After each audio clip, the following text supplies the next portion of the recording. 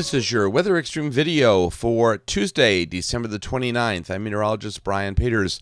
Thanks for tuning in. And our closed low that wreaked so much havoc across Texas and the central Mississippi River Valley is now moved into the Great Lakes. So it's out of our hair finally, and it's provided us with at least one sort of dry day across central Alabama. At the surface, we see that we have a high-pressure system centered over the Red River Valley that is making its influence felt across the southeastern U.S. However, we do have the front that moved through here yesterday, and that front will linger along the Southeast U.S. coast and the Gulf Coast and actually come back a little bit further to the north for the next couple of days. Temperatures across the area much cooler than we've seen for quite some time, with temperatures generally down into the 40s.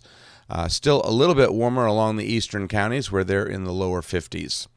It looks like the watch warning map looks a little better today than it did yesterday. Very colorful yesterday, but all the pinks, purples that you see across the northern or the Great Lakes area and into the New England states, that is all winter weather advisories, warnings, watches.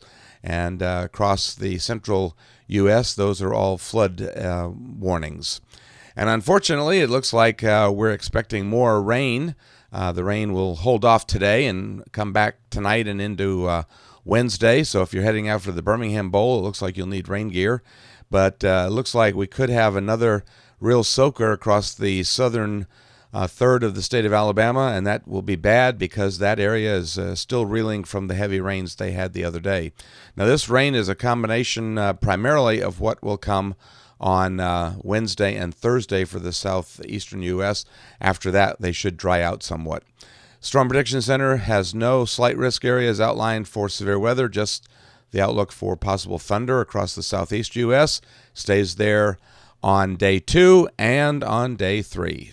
All right, the 06Z GFS model run, and there's our upper air chart for today, and we can see that system heading off the Great Lakes, but another one coming out of the southwestern U.S., and that allows us to see the surface high come in and change our flow around to the north. So we should dry out for today. That system out of the southwest comes out very quickly on Wednesday, and that will allow the cold front to actually come back, or stationary front to kind of drift further to the north. So it looks like we should see a good deal of rain across the state of Alabama on Wednesday. With rainfall amounts, as we saw earlier, especially heavier rainfall amounts on the order of perhaps 3 to 6 inches across parts of southwest Alabama and the Mississippi and Louisiana coastal areas.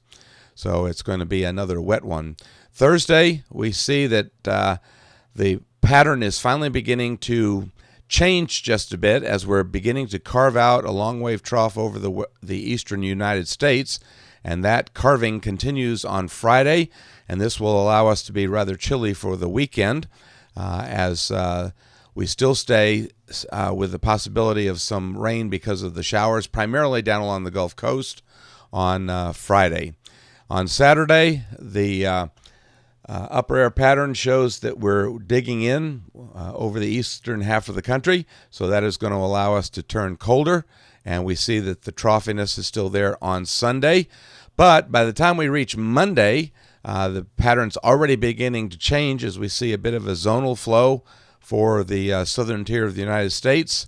And then by the time we get out to Tuesday, that definitely has become a southwesterly flow in response to the developments well off to our west. So it looks like we're going to have some dry days, but colder air over the weekend. Looking out into voodoo country around the 7th of January, we see a very intense closed low once again coming in, rather low latitude, coming in to the southwestern United States and actually northern Mexico. That system will come out across that area around the 10th of January, so it looks like we stay relatively rain-free through that period. And finally, around the 12th of January, we show a very low latitude system. Now, we know about voodoo country, and we know how that may not show up in just the next run, but that could have some interesting ramifications relative to the possibility of winter weather somewhere in the lower Mississippi River Valley in the southeastern U.S., but it's too early to speculate on that. Well, that'll do it for the Weather Extreme video for this Tuesday morning. I expect to have the next one posted first thing on Wednesday morning. In the meantime, you can check back with the blog for later posts updating Alabama's ever-changing weather pattern. I'm meteorologist Brian Peters. Have a great Tuesday and Godspeed.